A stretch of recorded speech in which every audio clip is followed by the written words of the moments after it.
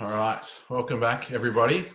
Today's special guest is Robyn Sinfield, home travel company down in sunny Tasmania, and she's kindly jumped on today to share with us what's been happening in her world and tell us a little about her story and what's been going on. So, welcome, Robyn.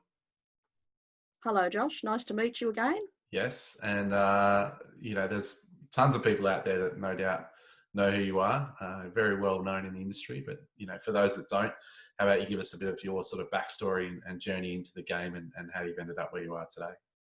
Sure. Well, I'm Tasmanian born and bred, and now I know what it's like not to be like my forebears, not be able to leave the island. I'm captive. Absolutely. Since leaving college, I've been in retail all of my working life on the northwest coast and across Tassie. I was born into a family of milk bar owners in Ulverston, and from the age of 6 have been in the public service, literally. And with my husband of 41 years, Murray, we've owned a news agency in Ulverston and have been in travel for 36 years. We started with one agency in Ulverston and purchased agencies across Tassie, and we were the first of the Travelland brand. Well, we all know what happened when that bird fell off the wall, which we thought at the time was the biggest disaster. But little did we know about a pandemic that was going to be 20 years later. So we picked ourselves up after Travelland, rebranded ourselves to Travel and Cruise right across Tasmania, had very successful businesses and arguably some of the best team members in Tasmania. In 2006, we sold our business to the RACT and we merged our stores into their stores, taking what were their in-house travel departments sort of to a whole new level. We covered 9 stores across Tassie, and again, a very successful business, and it has remained so. Now it's owned by Hunter Travel Group. Contractually, we had to stay there for 3 years to put the money in the bank, and we did that. We worked in the business and general managed their travel division. But they took a very long restriction of trade on Murray and I, so we had another 3 years to fill in. And we moved to Melbourne, and we ran a small agency in suburban Melbourne. It was a very, very rundown business, and that in itself was a challenge because we'd never worked in really rundown businesses before. We always had really great stores, and we built it up over those 3 years so that the owners could eventually sell that business, which they did. We then headed back to Tasmania and started what has become our award-winning home mobile-based travel model. We're based in Penguin on the northwest coast. That's our journey. Great. Today. And how's the last few months been for you and Murray and the team in the home travel group? Well, I suppose back in 2009 when we saw that the model of the future would be home-based, mobile-based, because you could control your costs, you still could do the love of the job, the love of travel, and we all have that love. We could manage our lifestyle better. We could have a work-life balance. We could use the experience that we'd had from high street, sitting in the office for 80 hours a week. I suppose it was one of the best decisions now in a pandemic that we could have ever made in our working life, because we can control a lot of things that bricks and mortar travel agencies can't. There's no doubt the front line, it's been pretty ordinary for everybody. No one's going to sugarcoat it. But we've been blessed in COVID to work off a very long-standing client book. Probably over 1,000 clients who first and foremost are our friends and whom we have a great relationship with. I mean, they're very loyal, they're very supportive. And mostly the question was, what can we do for you? Is there some way we can help you? Which is very humbling and very touching. The front line was really interesting. As much as we were trying to bring our own clients home from all over the world, we helped as many non-clients as clients. In a very small community, and the typical response was, ring Robyn or she'll help you. Well, yeah, we did. And hopefully those clients have a very long memory now that we were the one travel advisor at the other end and the internet wasn't able to help them. They had some pretty dire situations and they had to get home in a hurry for whatever the reason. We had some very long nights, at 2 a.m, you're still waiting to make sure they'd made their connections and the next airport wasn't shut down. This is the story that everybody's had. But I suppose it just makes you struggle. I've been really, really fortunate in that I personally sit on many advisory boards, and I've been uplifted by my client, or by my colleagues on those Zoom calls. Sometimes they've been twice weekly, and we talk about everything, and we've really stayed focused because of that. And I think that's the thing. If you've had someone to share it with, the journey's been a whole lot lighter. Yeah, absolutely. I think that's key. Making sure that you're connected and sharing and being part of that collective group to help each other through these challenging times. So I guess that's great that you've been able to do that, and I'm no doubt, and I've already heard from others that you're also supporting and helping them through as well. So I think everybody appreciates everything that everybody's doing to contribute to that. And that loyalty that you were talking about with your customers, and the customers asking what they can do from you, that's something that we hear quite a lot on these interviews as well, from those agents that have probably fared better or as good as they possibly could through this period, or had less cancellations, more credits, less disgruntled customers, less aggression, and those sorts of things has always come down from that real loyal base of customers, that real travel community of people that you've worked so hard for so long to create. What are some of the, I guess, good news stories or good outcomes that you found have come through this period? Because we do hear a lot about the negative stuff on the media and so forth. But what are some of the good stuff that you found has come through? I think Murray and I, many years back in the 90s, decided we'd focus on the cruise part as our niche part of our business. Although we do everything, we love cruise. Just add water is the best way to have a holiday, I think. But the best sector in the industry over the past few months, ironically, has been cruise. They took the hammering by the media, but they deserve all the praise they get, as they've had.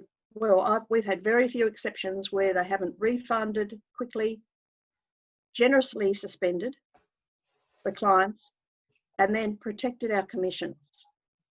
No fighting with them, no haggling with them.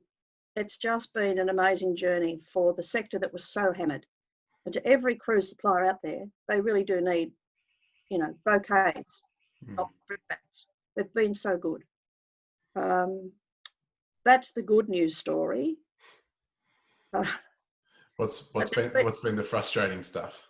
Well, without doubt, communicating with our suppliers, who have also had their businesses decimated. They've had to lay off their team members. They've put them back on because they were covered by JobKeeper, but not the quantity that we've been used to dealing with. So getting speedy answers has been very difficult. And knowing if we email, it's still days before we get responses back, because it's a never-ending problem. Suppliers have to get the answers from their partners, and so on and on and on it goes. But we've had some great relationships and great partnerships that have helped us through these last 4 months. In our case, we partner with My Travel Group. We're a virtuoso through Savenio, and all of our partner suppliers have been there. We've only had to really pick up the phone and just say, just some common sense here. Just give me the realistic time frame for my client so that we're honest, we keep our integrity. That's been the really important thing to do. But there's been some really supportive people in the media, in the travel media, not necessarily the public arena. People like Bruce and Jenny Piper from Travel Daily, they've reported honestly and openly. People like Guy Dundas from Signature Media, they've led the journey on a very accurate way. So there's been a lot of really good things come out of it. We just have to focus on the good things and not the negative things, really, to get us through every day.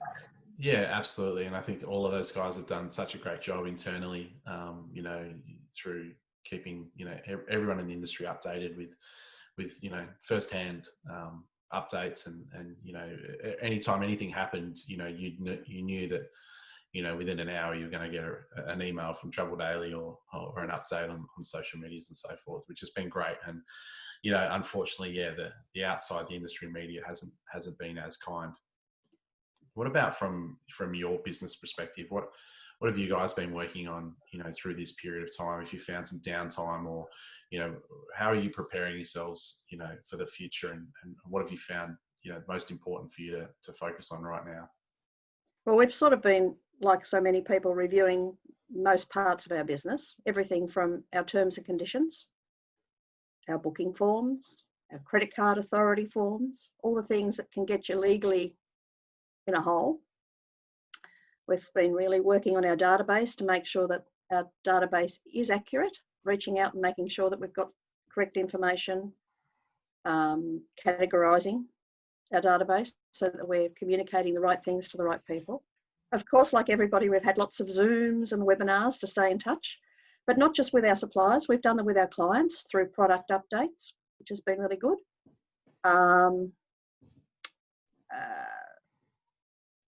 Everybody's going to have been Zoomed out, but it's been a wonderful way to stay in touch, really. We've done a lot of training, a lot of specialist things that we've sat and worked our way through each of the courses to better be prepared for when the borders open again. We've actually sent emails to our BDMs and to our partners to see if they're okay too. It's not a one-way street. The old saying, we're in this together, it is that it's not a one-sided pandemic. We're not the only ones doing it tough. So many of our very long-standing BDMs and partners, they are without work. They're stocking the shelves at Woolies.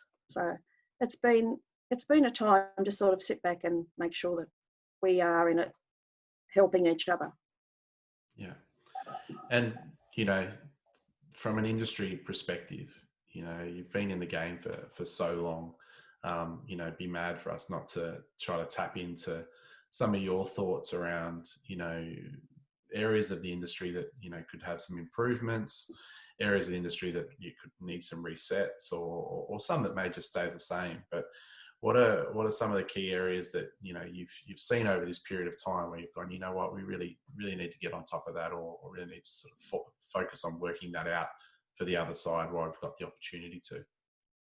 I think when the bookings start to rehappen again, we will all know which suppliers with whom we can trust and work closer with. Some partnerships have been very strong, and others, sadly, just sort of haven't been there.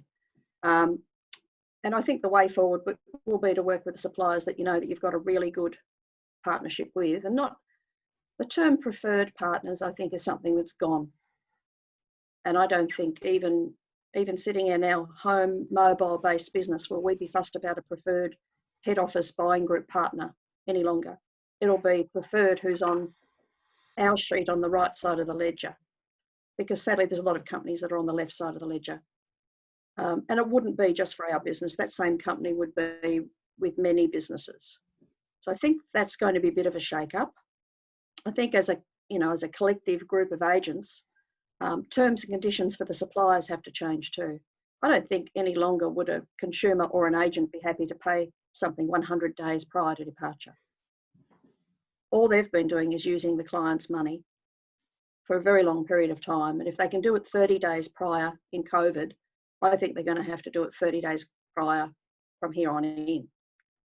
And it's the only surety that if the supplier has good terms and conditions, we can confidently offer the product.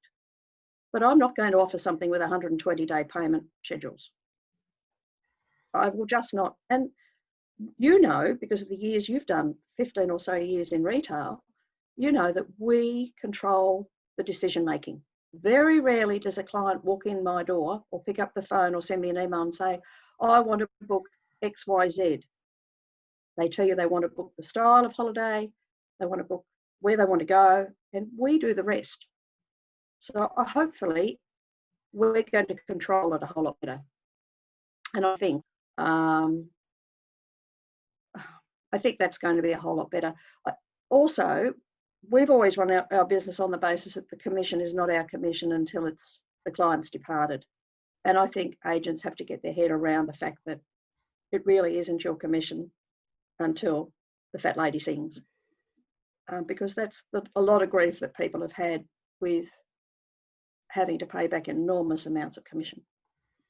We've talked about that for a few months now, really, on this on this forum that it's almost the same thing, really, isn't it? When you were talking about paying 100 days out and then using those funds, you know, for investment purposes or whatever the big companies are doing with that.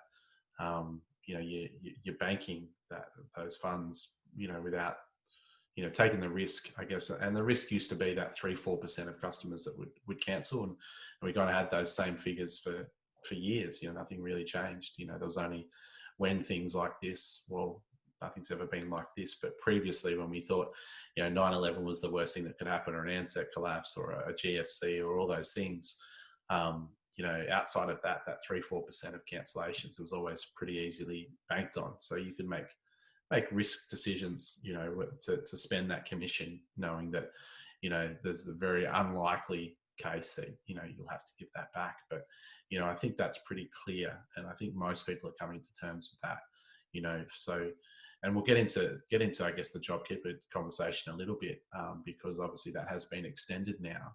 But when we're talking about not being paid commission until travel, and we're looking at a lot of the stuff that agents are doing right now, which is great to see some bookings coming through for 2021, even early 2022 for some cruising, Antarctica and those sorts of things. Some great deals out there in the market. So, you know, for those customers that can afford to commit, drop a deposit down on something fantastic, that's great to see, and great to see on the books. But that income's not going to come for another 12 months, you know. So from your perspective, you know, the decision around JobKeeper being extended, you know, for the next, you know, 6 months in whatever shape it is, you know, obviously there's some reductions in tiers and, you know, qualification of it and so forth. How have you seen that sort of pan out? What's your opinions on, you know, is it enough? Well, you know, do we need more? Is it a Band-Aid fix? Is it kicking the can down the road? What's your opinion on it? Well, Murray and I have been partners in business for 41 years, but because we're a partnership, we represent a lot of the sole trader partnerships people where one of us gets a keeper and I'm the lucky seeker. I'm a job seeker. Look, I think JobKeeper extended is great. You can't say it's anything but great, but sadly, it's for every industry. We have not seen or had any dialogue where the government communication talks anything about retail travel in any form. So we are still just lumped in there with people that have got a downturn of 20%, not a downturn of 120%. And I'll have no shame in saying to you that I will, as a seeker, I'll go out and I'll find employment in my local area that I can still do my normal work at my desk and go and get a part-time job. That's the reality of it, because we want to be here at the end of this. We still love what we do, and we want to be there to share that with our clients. We also have to understand that we've got to live with COVID. It's not going to be eradicated, even in our Aussie and New Zealand bubble, I don't think. And we just need to get a real clear understanding on this, and the government needs to be thinking about resources to sort of be testing and tracing and keeping the vulnerable in our community safe, and the rest of us get on with life. Not all the negative. Yes, Victoria's in a real mess at the moment, but once they clear themselves, what's it to say New South Wales isn't next? Or we lived in the first epicentre in northwest Tasmania, where for 6 weeks we had the army, we had the military. We knew what it was like not to be able to leave your home without having your ID checked to make sure you were only going to get your groceries or going to the doctor. So it's a different world. We've just got to live with it, and we've got to work our way through it the best we can as individuals. So in our case, Keeper's lovely. Seeker's fantastic. I've got a CRM number, which you would understand. Most of Australia now understands. It's another acronym I've never even heard of before. But we have to be positive about it. Otherwise, just really shut your shop up now, because it's not worth deteriorating your health. Last week we had a team encouragement meeting in Freycinet, because all of us feel the same way. But we thought we'd practice what we were preaching about, supporting local operators. So we went down the east coast and we stayed at Freycinet, which you know is one of the most beautiful spots in Tassie. And we supported the local operators. And what we came away with after those couple of nights was plenty of laughter, lots of encouragement, and we can sort of see the future collectively. We can help each other, understanding you can't rely on the government handouts. They can't go on forever. But I would love to see our part of the industry singled out for a little bit more support. Yeah, seeing that they've acknowledged what it is that we're going through, and acknowledge what it is that how we've been impacted, and how heavily impacted, and what that actually, if you tried to use an example against another industry, so they could actually really understand what it is that we're, what we're doing, and what frontline agents are actually dealing with, and the benefit to the economy. I think that's something that isn't really coming up in conversation enough. These $1 billion, I think Screw came out the other day and said that they've still got $1 billion worth of refunds to get through. And that's just in the FC group. That's there's everybody else out there as well. I only use that just because obviously it's an easy number to remember. But once that money is back, and once all of those agents have done all of that hard work, and all of the phone calls and the chasing and the going through the terms and conditions, once that money's back into the economy, that's back into the economy. And then that can be spent. For those customers that needed a refund and couldn't get a credit, and they need that money back in their pocket for their own reasons, financially or whatever it is that they needed those funds back. Once they're back in the Australian economy, and they're not offshore anymore. And I don't think that's. And they need great travel advisors to spend it with. Of course. And whether they spend it, in travel locally and do what you did, go down the coast and all those things, or if they spend it, in any other way, it may be better than them tapping into getting their super or whatever other forms of people trying to get income, or relying on government handouts or whatever. That money is theirs that can go back into the economy, and agents are working their butts off to try to get that back. So it would be great. That's why we've got to stay strong, and we've got to reach out to our like-minded colleagues. And sometimes the issue shared can create the solution. Yeah, absolutely. But there's no question we've got to think about our own being first, our health especially, people's mental health. I think in the last week when I've spoken to colleagues, Murray and I have sat in and listened to many meetings. One as late as last night, a 5:30 Zoom last night, where someone said, I hit the wall in this last week. And they said she cried all day Tuesday. She cried with the announcement of the keeper because the government didn't seem to be looking at our industry other than everybody's industry. So, it's okay to have a down day, but we've just got to find that circle of colleagues that sort of pick us up. Really?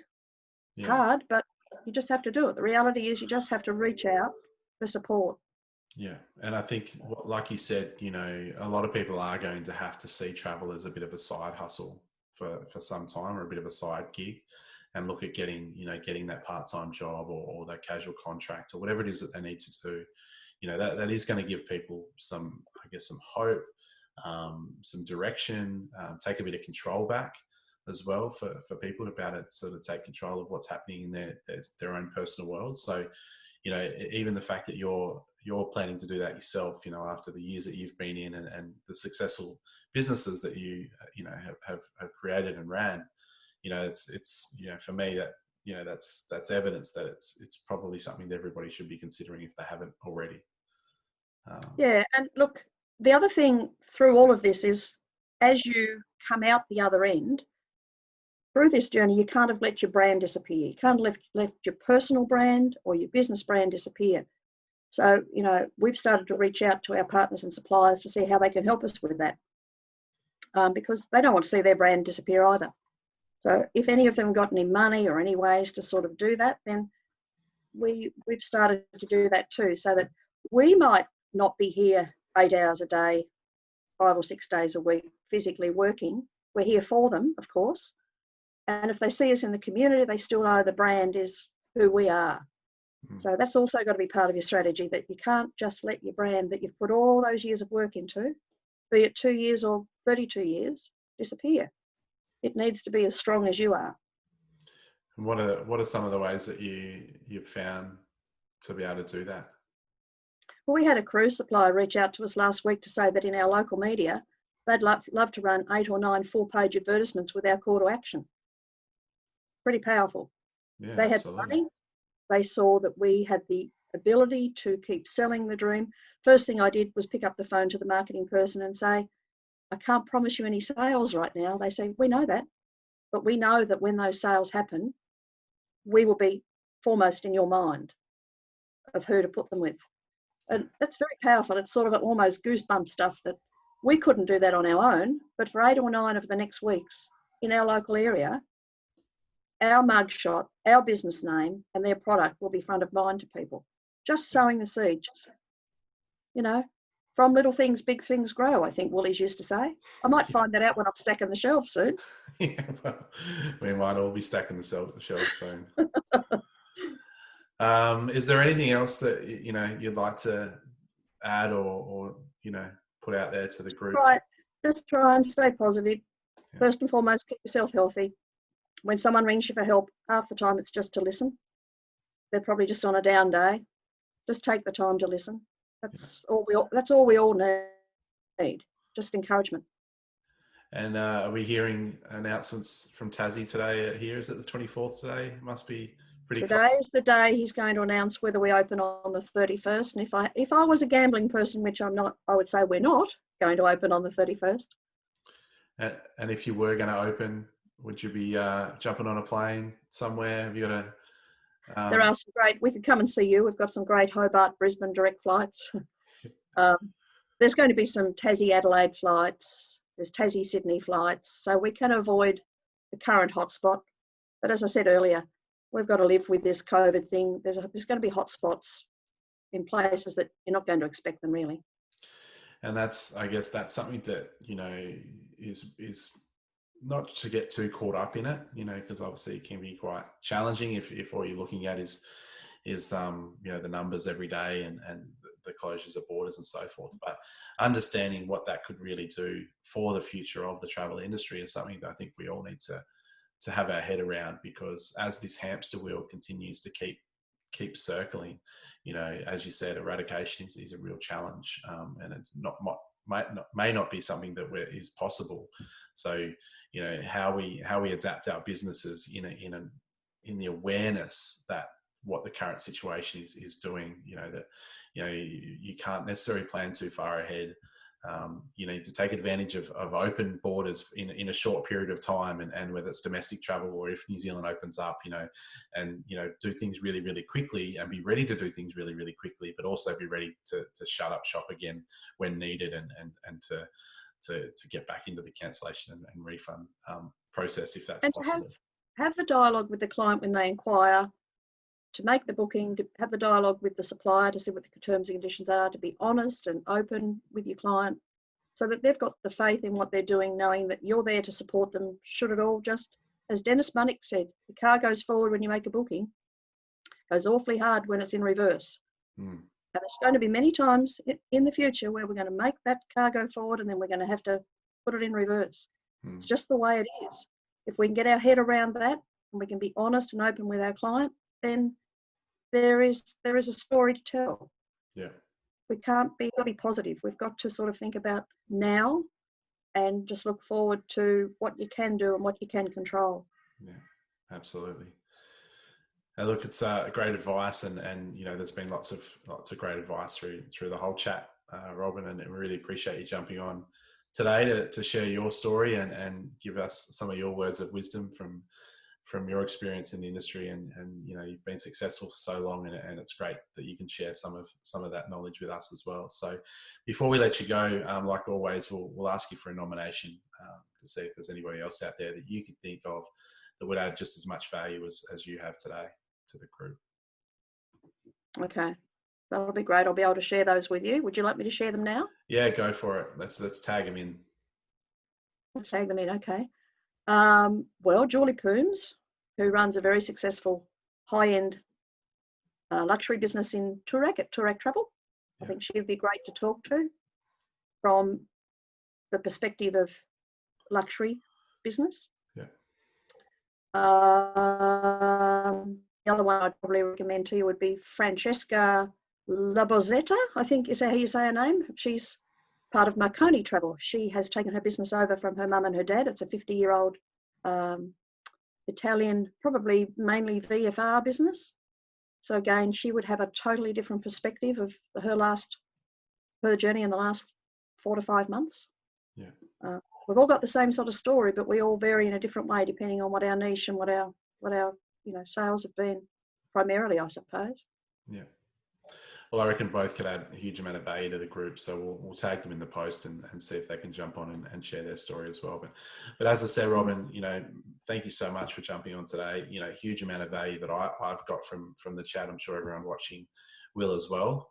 Good luck for the coming months, and I hope you enjoy your part-time gig, wherever that may be. I'll send you a photo while I'm stacking the shelves or serving the tea at the aged care facility or something like that. And I hope the borders open up to the island so that I can get home and say good day to everyone as well, sooner rather than later. So, good luck with it all, and look forward to catching up on the other side of it all. Thank you, Josh. Thanks, Robyn. Talk soon. Bye-bye. Hey. Bye-bye.